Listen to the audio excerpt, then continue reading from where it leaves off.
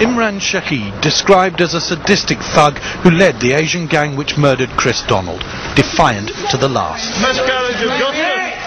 The judge told him he was not fit to be free in a civilized society. His brother Zishan Shahid was the driver of the car used in the abduction and had destroyed evidence of the crime. Mohammed Faisal Mushtaq also played a significant role in what the judge called a savage and barbaric murder. From the court, their victims' mother and sister watched as the killers, all with a string of previous convictions for violent assaults, were driven away to begin their sentences.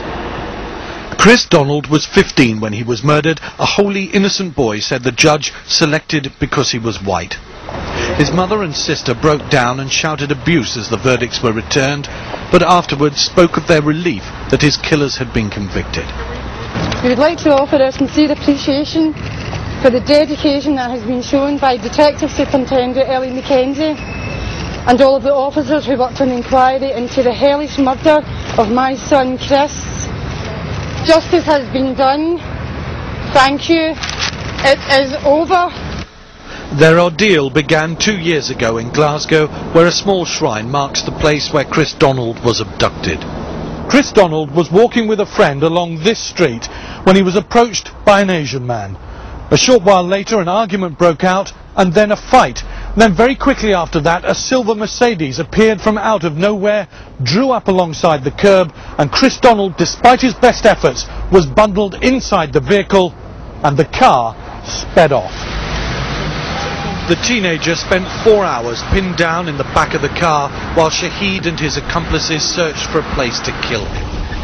They chose a deserted pathway by the River Clyde, where they stabbed him repeatedly, set him alight, and left him to die.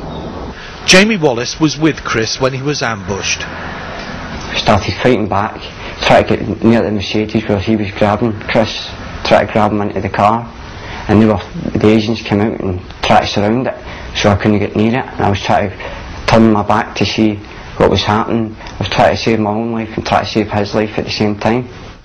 In an effort to escape justice, the killers fled to Pakistan, but they were arrested by the authorities there and then put on a plane back to Britain. Today, a relieved Angela Donald saw the racist gang responsible for her son's murder given long jail sentences. Justice, said the judge, for a premeditated and cold-blooded execution. Andrew Castle, BBC News, Edinburgh.